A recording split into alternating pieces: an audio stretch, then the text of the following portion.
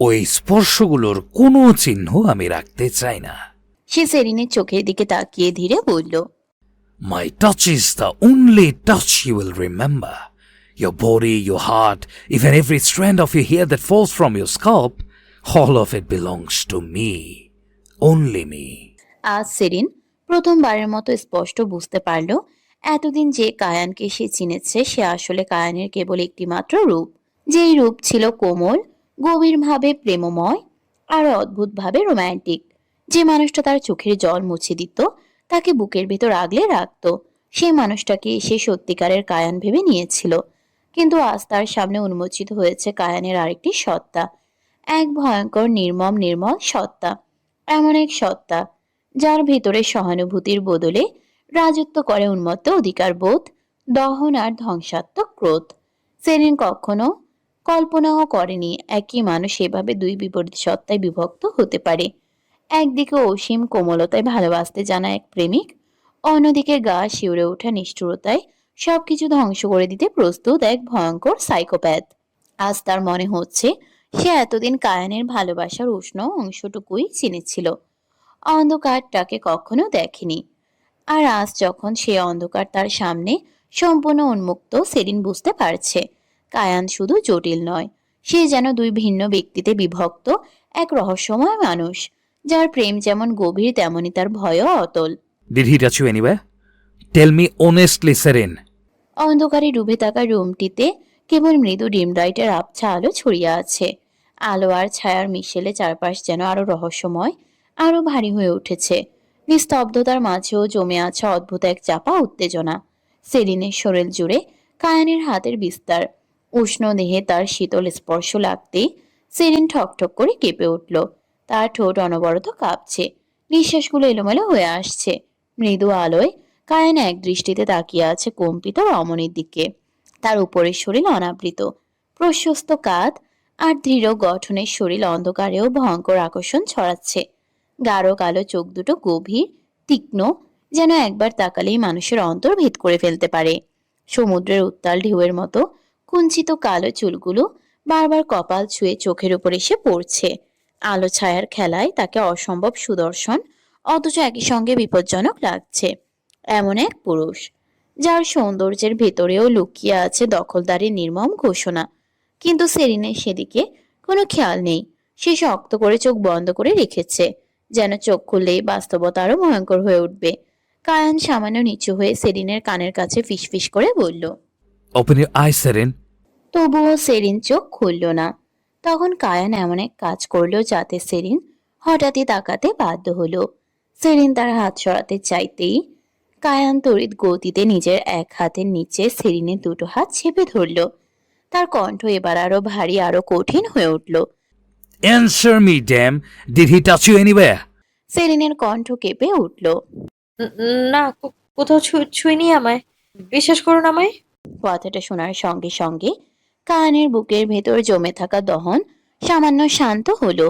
সে নিচু হয়ে সেরিনের ওষ্ঠের উপর নিজের অধিকার স্থাপন করলো। সেরিনও ধীরে চোখ বন্ধ করে নিল। তার চোখের কোণ বেয়ে দুফোঁটা অশ্রু গড়িয়ে পড়ল বালিশে। কায়ান বাম হাতের আঙ্গুলে সে অশ্রুবিন্দু ছুঁয়ে দিল। তারপর কপাল ঠেকালো সেরিনের কপালে। কণ্ঠ নিচে অথচ ভয়ঙ্করভাবে স্থির। কথাটা মনে রেখো, সেরিন। তোমার মাথায় থেকে ঝরে পড়া একটি সামান্য চুলের অধিকারও কেবলমাত্র আমার। সেরিন কোনো উত্তর দিল না। কায়ান ধীরে ধীরে সেরিনের হাত দুটো ছেড়ে দিল।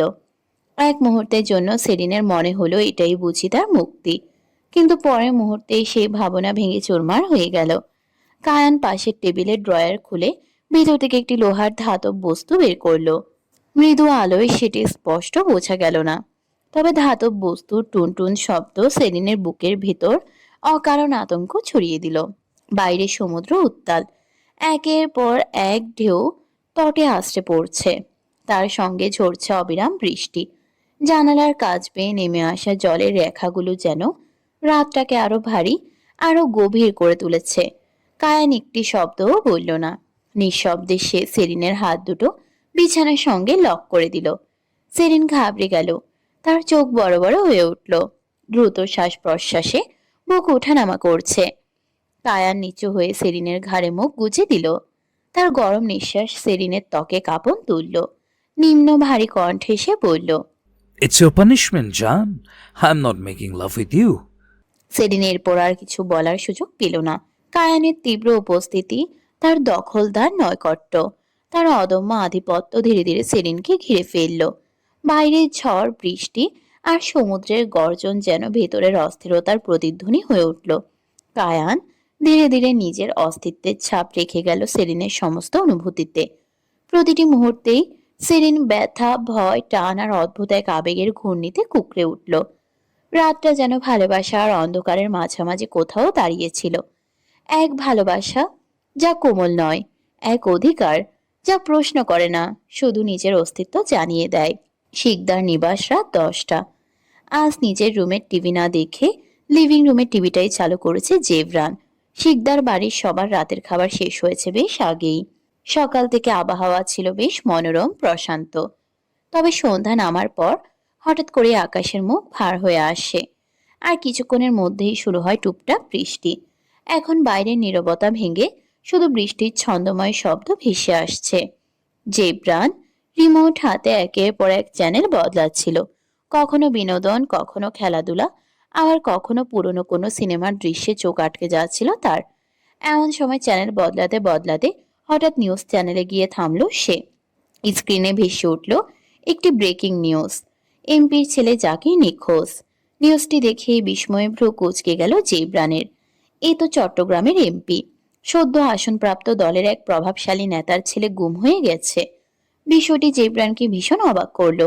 এমন ঘটনা সহজে হজম করার মতো নয়। ঠিক তক্ষুনি শিমুল এক গ্লাস পানি হাতে জেব্রানের দিকে এগিয়ে আসছিল। টিভির স্ক্রিনে নিউজটি চোখে পড়তেই তার চোখ বিস্ফোরিত হয়ে উঠল।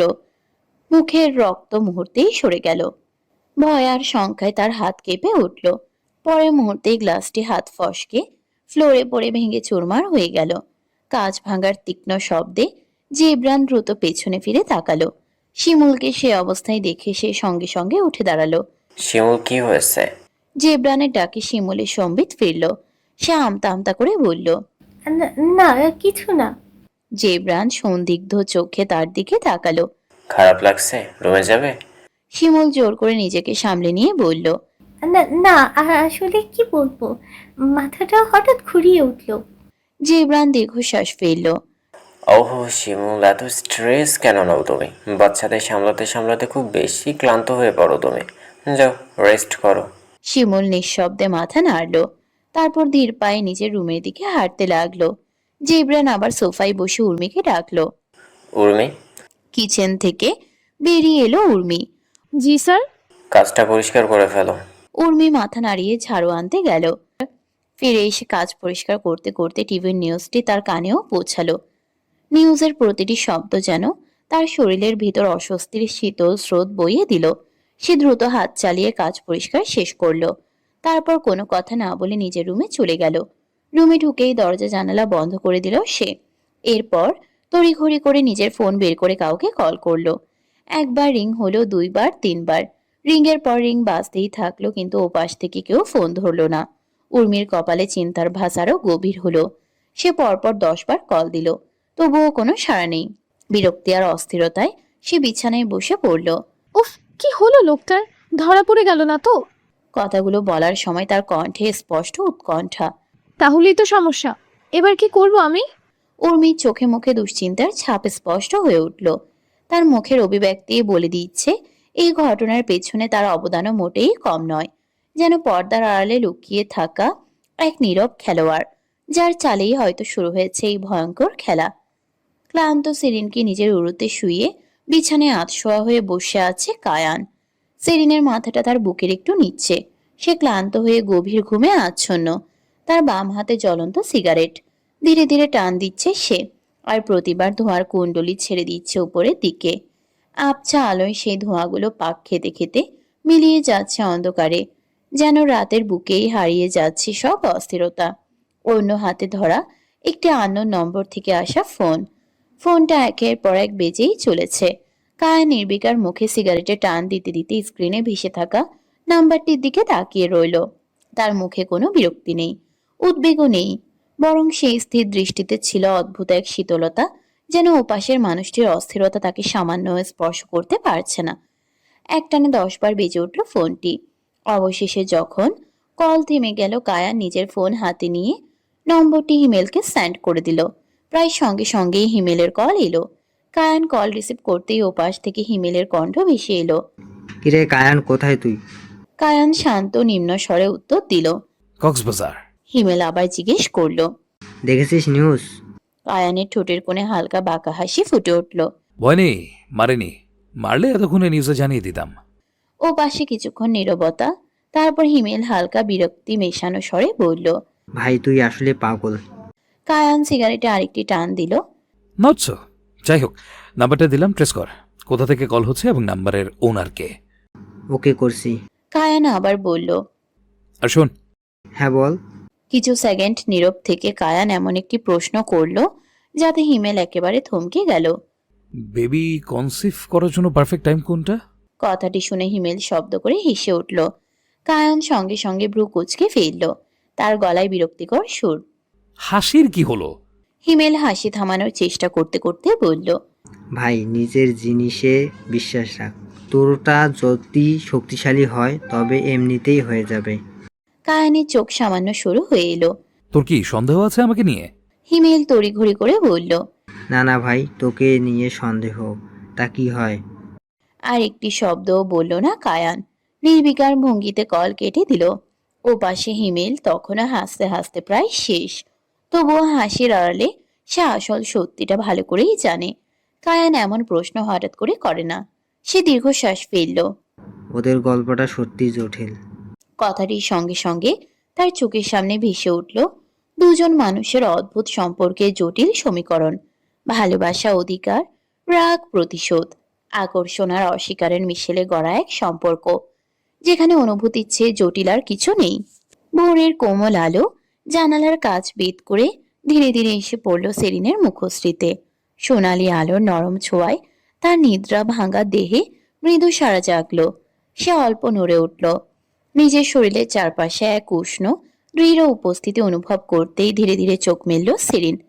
চোখ খুলেই দেখতে পেল কায়ান ঘুমিয়ে আছে, খাটের সঙ্গে মাথা ঠেকানো, মুখে গভীর ক্লান্তির ছাপ, অথচ অদ্ভুত প্রশান্তিও মিশে আছে সেখানে। সেরিন ধীর ভঙ্গিতে উঠে বসলো বিছানায়। চেষ্টা করলো যেন কায়ানের ঘুম না ভাঙে। নরম পায়ে বিছানা ছেড়ে সে ওয়াশরুমের দিকে এগিয়ে গেল। এই হোটেলের ওয়াশরুমটি যেন বিলাসিতার এক নিখুঁত প্রতিচ্ছবি। চকচকে মার্বেলের দেয়াল, স্নিগ্ধ আলোক সজ্জা আর গতানুগতিক নকশার বাইরে বেশ বড় একটি বাথটাব পুরো জায়গাটিকে আরো অভিজাত করে তুলেছে। সেরিন বাথটাবে পানি ভরল। বডি ওয়াশ মেশাতেই ফেনার শুভ্র স্তর ধীরে ধীরে পানির উপর ভেসে উঠল। কিছুক্ষণের মধ্যেই পুরো বাথটাব ভরে গেল নরম ফেনায়। পানির রঙেও মিশে গেল হালকা বেগুনি আভা, যেন ভোরের আকাশের এক টুকরো রং নেমে এসেছে জলে। সে চোখ বন্ধ করে শান্ত হয়ে শুয়ে রইল। উষ্ণ পানি ধীরে ধীরে তার শরীরের ক্লান্তি গলিয়ে দিচ্ছিল, যেন রাতভর জমে থাকা সব অবসাদ, সব ভার এই প্রাণী স্রোতে মিলিয়ে যাচ্ছে। চোখ বন্ধ করেই ছিল সেরিন। হঠাৎ কোমর জুড়ে এবং অরুর কিছুটা উপরে অচেনা অথচ পরিচিত এক স্পর্শ অনুভব করতেই তার শরীর কেঁপে উঠল।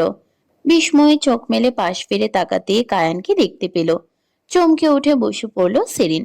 কায়ান ভ্রুকুচকে তাকালো, চোখে বিস্ময়ের বদলে এক অদ্ভুত স্থিরতা। হোয়াট? সেরিন থতমত খেয়ে গেল। সে তো দরজা লক করে এসেছিল। কণ্ঠে বিস্ময় মিশিয়ে বলল। আপনি কিভাবে এলেন? দরজা তো বন্ধ ছিল। প্রশ্ন শুনে কায়ানের ঠোঁটের কোণে ধীরে ধীরে বাঁকা হাসি ফুটে উঠল। সেই হাসিতে ছিল আত্মবিশ্বাস, ছিল রহস্য, ছিল এক অদ্ভুত আধিপত্য। কায়ান সেরিনের হাত আলতো করে ধরল। তার স্পর্শে সেরিনের বুকের ভেতর হৃদস্পন্দন অকারণে দ্রুত হয়ে উঠল। গভীর স্বরে কায়ান বলল। পৃথিবীর কোনো তালা আমাকে তোমার কাছে আসা থেকে ঠেকাতে পারবে না সেরিন।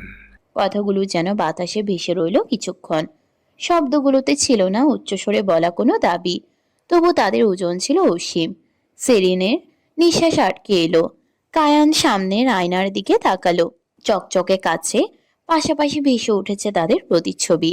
এক ফ্রেমে ধরা পড়েছে দুটি ভিন্ন সত্তা, অথচ তাদের মাঝের অদৃশ্য দূরত্ব যেন ক্রমশ মিলিয়ে যাচ্ছে।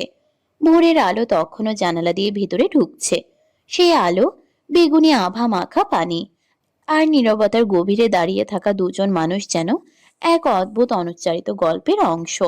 কায়ানের হাতের স্পর্শ ধীরে ধীরে তার সীমা অতিক্রম করলো। সেরিনের কাঁপতে থাকা শরীরটা তাকে আরো আকর্ষণ করছে। সেরিন হুট করে কায়ানের হাত ধরে বসে। কি করছেন? Loving my wife. না না প্লিজ। কায়ান সেরিনের দিকে তাকায়। কেন? সেরিন পিটপিট করে চায় কায়ানের দিকে। কায়ান মৃদু হাসে। রিল্যাক্স, তুমি শাওয়ার নাও। এরপর আর কায়ান সেরিনকে বিরক্ত করল না। নীরবতা যেন ধীরে ধীরে তাদের মাঝখানে নরম এক প্রশান্তি ছড়িয়ে দিল। দুজন শাওয়ার নিয়ে বেরিয়ে এলো। সেরিনকে রেডি হতে বলে কায়ান জরুরি একটি কল রিসিভ করার জন্য ব্যালকনিতে এসে দাঁড়ালো। সেরিন নিঃশব্দে মাথা নাড়িয়ে রেডি হতে চলে গেল। ফোন কানে তুলতেই কায়ানের গম্ভীর কণ্ঠ ভেসে এলো। হ্যাঁ ইমেল বল।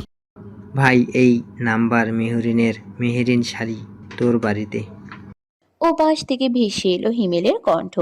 সবটা শোনার পর কায়ানের ঠোঁটের কোণে ধীরে ধীরে একটা বাঁকা হাসি ফুটে উঠল। চোখে মুখে খেলে গেল অদ্ভুত এক রহস্যময়তা। ওকে, আমি ফিরছি চট্টগ্রাম।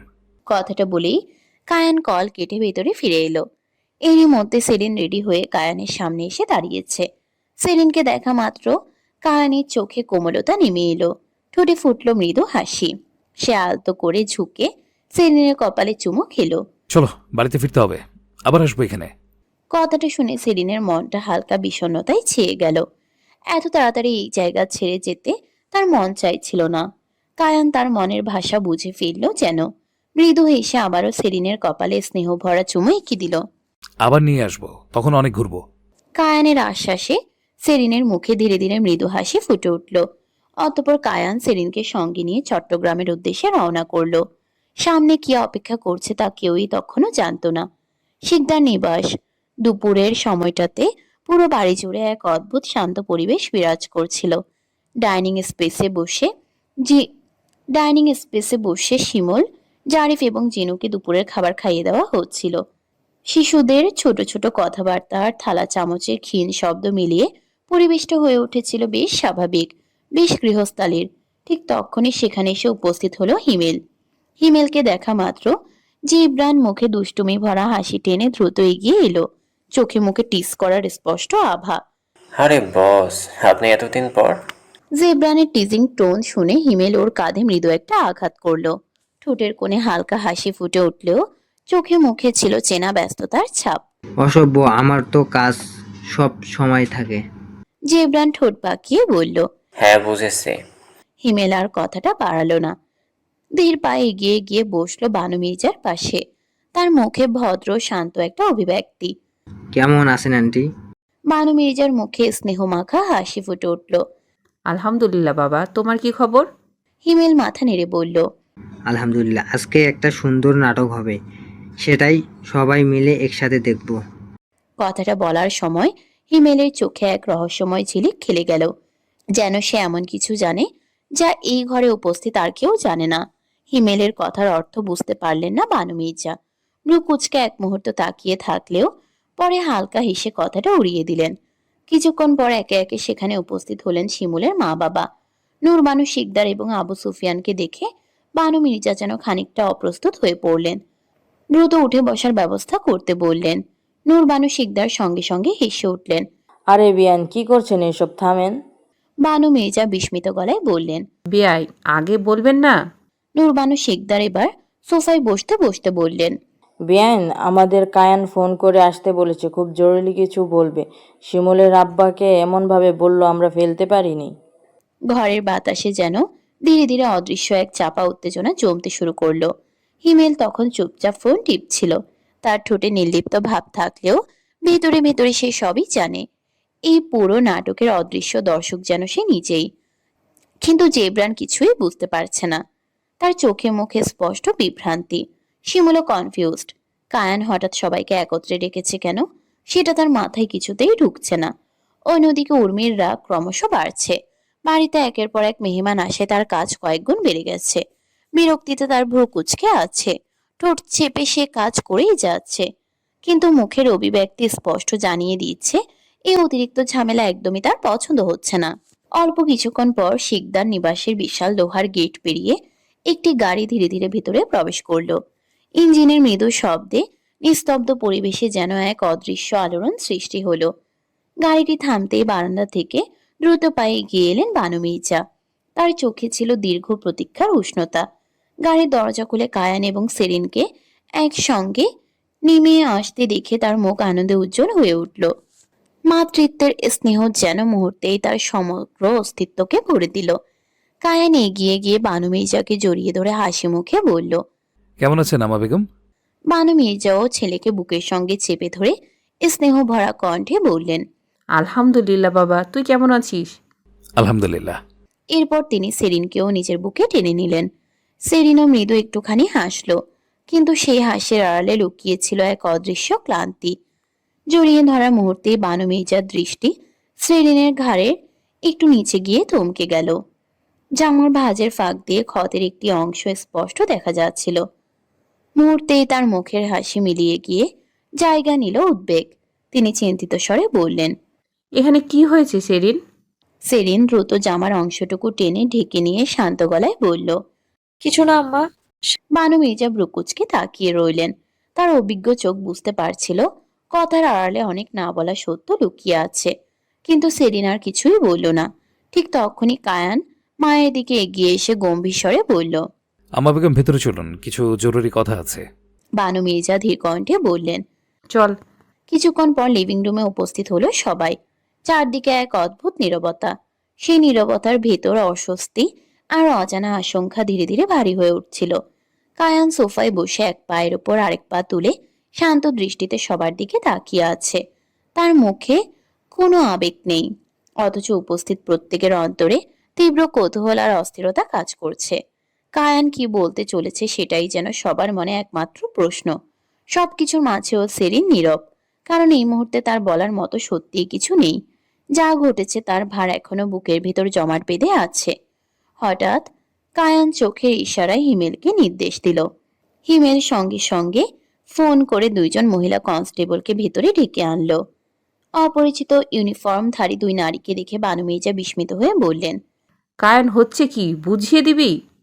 কায়ানের কণ্ঠ ছিল অস্বাভাবিক শান্ত। উর্মি মেয়েটা কোথায়?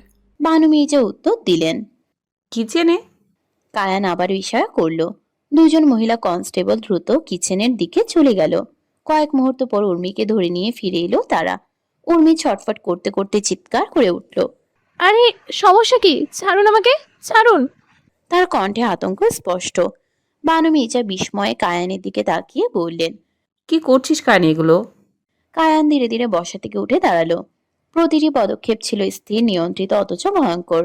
উর্মির দিকে এগোতে এগোতে সে বলল। দেখাচ্ছি, ওয়েট। কায়ানের চোখের দিকে তাকিয়েই উর্মি বুঝে গেল তার সাজানো খেলাটার শেষ অধ্যায় এসে গেছে। মুহূর্তেই সে ছটফট শুরু করলো। এদিক ওদিক ছোটার চেষ্টা করলো। তার চিৎকারে পুরো বাড়ি কেঁপে উঠল, কিন্তু কোনো কিছুতেই আর লাভ হলো না। কায়ান একেবারে তার সামনে এসে দাঁড়ালো। তারপর একটানে উর্মির মুখের কৃত্রিম মুখোশ খুলে ফেলল। পরের মুহূর্তেই যেন সময় থমকে গেল। মুখোশের আড়াল থেকে বেরিয়ে এলো মেহেরিনের ঝকঝকে পরিচিত মুখ। উপস্থিত প্রত্যেকের চোখ বিস্ময়ে বড় হয়ে গেল, যেন কেউই নিজের চোখকে বিশ্বাস করতে পারছিল না। শিমুল অবিশ্বাসে কাপা কণ্ঠে বলে উঠল। শিমুলের মুখ থেকে কথাটা বের হতেই কায়ানের ধৈর্যের শেষ বাঁধটুকুও ভেঙে গেল। সে এক মুহূর্ত দেরি না করে মেহেরিনের গালে ঠাস ঠাস করে পরপর দুটি চড় বসিয়ে দিল। গর্জে উঠে বলল। আমি মেয়েদের গায়ে হাত তুলি না, কিন্তু তুই তো মেয়ে না। তুই একটা ডাইনি। নিজের সন্তানকে ছেড়ে যে এইসব করে বেড়ায় সে ডাইনি। কথাগুলো ছুরির ফালার মতো কেটে গেল চারপাশে নীরবতা। মেহেরিন মাথা নিচু করে দাঁড়িয়ে রইল। এতদিনের আত্মবিশ্বাস, অহংকার আর অভিনয়ের মুখোশ মুহূর্তেই ভেঙে চূর্ণ বিচূর্ণ হয়ে গেছে। আজ তার বলার মতো কোনো ভাষা নেই। ঠিক সেই সময় সেখানে এসে পৌঁছালো মেহেরিনের বাবা এবং ভাই। কায়ান তাদের দিকে তাকিয়ে ঠান্ডা কণ্ঠে বলল। বলুন, আপনার মেয়েকে কি শাস্তি দেব? এত মানুষের সামনে অপমানের ভারে মেহেরিনের বাবা মাথা নিচু করে নিশ্চুপ দাঁড়িয়ে রইলেন। একজন বাবার অসহায় নীরবতা যেন পুরো ঘরটাকে আরো ভারী করে তুলল। হঠাৎ মাহমুদ ক্ষোভে চিৎকার করে উঠল। লজ্জা কর মেহেরিন, একজন ডাক্তার হয়েও তোর জন্য বাবাকে আজ এত হেয় হতে হচ্ছে। মেহেরিন আজও নীরব, কারণ তার কাছে নিজের অপরাধ ঢাকার মতো কোনো যুক্তি অবশিষ্ট নেই। এক কোণে দাঁড়িয়ে শিমুল ভয়ে কাঁপছে, তার বুকের ভেতর অজানা এক শঙ্কা ঘুরপাক খাচ্ছে, কারণ এই সময়ের মধ্যে সে জারিফার জিনুকে সত্যি নিজের সন্তানের মতো ভালোবেসে ফেলেছে।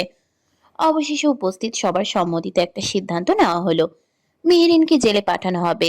কায়ান শেষবারের মতো তার দিকে তাকিয়ে কঠিন কণ্ঠে বলে দিল, আর একবার যদি আমাদের সামনে আসিস আমার আর আমার স্ত্রীর মাঝে, তাহলে তোকে আমি নিজের হাতে মেরে ফেলবো। তার কণ্ঠে কোনো রাগ ছিল না, ছিল কেবল নির্মম এক সতর্কবার্তা। এরপর জেলাররা মেহেরিনকে নিজেদের হেফাজতে নিয়ে চলে গেল। মেহেরিনের বাবা এবং ভাইও মাথা নিচু করে ধীরে ধীরে শিকদার নিবাস ত্যাগ করলেন। ঘরের ভিতর আবার নীরবতা নেমে এলো, তবে সেই নীরবতা আর আগের মতো শান্ত ছিল না। সেটি ছিল এক ভয়াবহ সত্য উন্মোচিত হওয়ার পরের ভারী নিস্তব্ধতা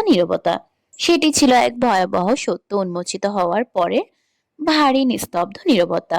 মেহরিনকে নিয়ে যাওয়া হলে লিভিং রুম জুড়ে নেমে এলো এক ভারী নীরবতা, যেন কিছুক্ষণ আগে তীব্র উত্তেজনার পর প্রত্যেকেই নিজের ভেতরে হারিয়ে গেছে।